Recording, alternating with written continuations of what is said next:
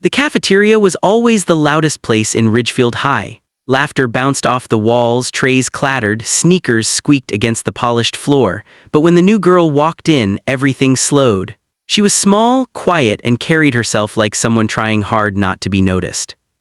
Her name was Lena, 15 years old, long black hair pulled into a neat braid, and a worn-out brown jacket that looked too big for her. She moved with the kind of careful grace that made people stare without knowing why. "Who's the charity case?" a voice whispered from one of the tables. That voice belonged to Cassie, the queen bee of Ridgefield High, blonde, confident, and cruel in the way only a teenager with too much power could be. Her group of friends, always laughing at the wrong things, turned to watch Lena walk by with her lunch tray, just soup and an apple. Lena kept her eyes on the floor, pretending not to hear. She'd transferred here only 2 days ago after her father was stationed at a nearby base. Her mother had passed away 2 years earlier, and now, moving from school to school, she'd learned that silence was her best defense.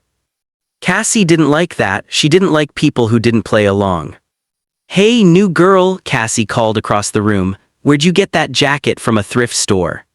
Laughter erupted around the table. Lena froze. She wanted to disappear, to melt into the floor. But Cassie wasn't done. She stood up, walked toward Lena, and in one swift move slapped the tray out of her hands. Soup splattered across the floor, the apple rolled away, and the cafeteria went silent. Everyone stared, some gasped, others snickered. Lena didn't cry, she just looked up, her dark eyes calm, almost too calm, and quietly said, "I didn't do anything to you." "Oh please," Cassie smirked, "don't act all innocent. You walk around here like you're better than us." "I don't think I'm better," Lena replied softly. "I just don't think I need to prove anything." Cassie's face twisted. "You think you're tough." She shoved Lena's shoulder hard. Lena stumbled back, hitting the edge of the table. A teacher shouted from across the room, but before anyone could reach them, Cassie raised her hand again, ready to slap her a second time. That's when it happened.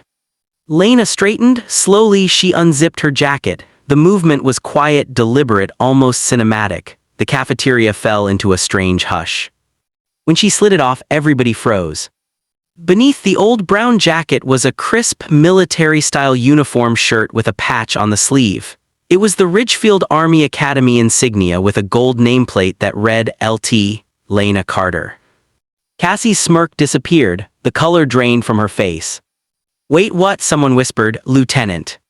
Lena looked straight at Cassie, her eyes steady. "You shouldn't judge people before you know who they are." At that moment, 2 men in uniform entered the cafeteria, commanding presence, sharp posture, their badges gleaming. One of them, tall and stern, approached Lena and spoke quietly. "Miss Carter, your father asked us to escort you to the office."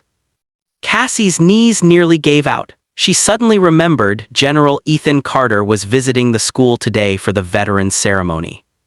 Lena nodded, her calm unshaken. She turned to Cassie one last time. "I don't need an apology," she said softly. "Just try not to hurt people who have already had to learn to be strong." That afternoon, rumors spread like wildfire. "Did you know her dad's a general? She's in military training already. She's the youngest officer in the youth division." But the truth was even deeper than that.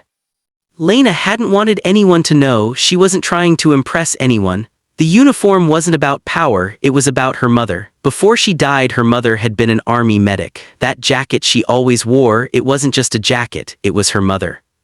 She wore it every day to feel close to her. Cassie, meanwhile, sat in detention that day, staring at her hands, ashamed.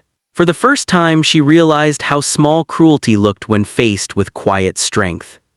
The next morning, Cassie waited by the school gate. When Lena arrived, she stepped forward, voice trembling. "Hey, about yesterday, I was awful, I'm sorry."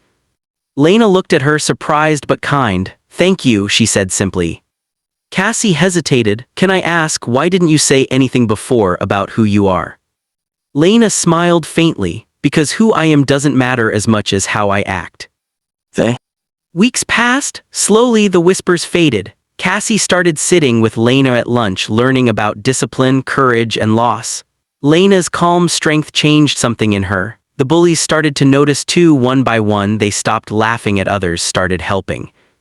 The cafeteria, once filled with noise and cruelty, became a little softer. And Lena, she still wore her mother's jacket, but now when people saw her they didn't laugh, they nodded in quiet respect. Months later, during the school's annual assembly, Lena was asked to speak. Standing at the microphone, she looked out over hundreds of faces, students who once ignored her now waiting for her words. She took a breath. Strength isn't about fighting back, it's about knowing when not to. My mom taught me that. She said, people can take away what you have, but they can't take away who you are. Her voice trembled slightly, but she continued, so if someone tries to bring you down, don't let their darkness define you, just keep being you. That's what true courage looks like. The hall erupted in applause. Cassie, sitting in the front row, wiped her tears. Afterward, Lena walked outside, the wind tugging at her braid, the old brown jacket wrapped around her shoulders.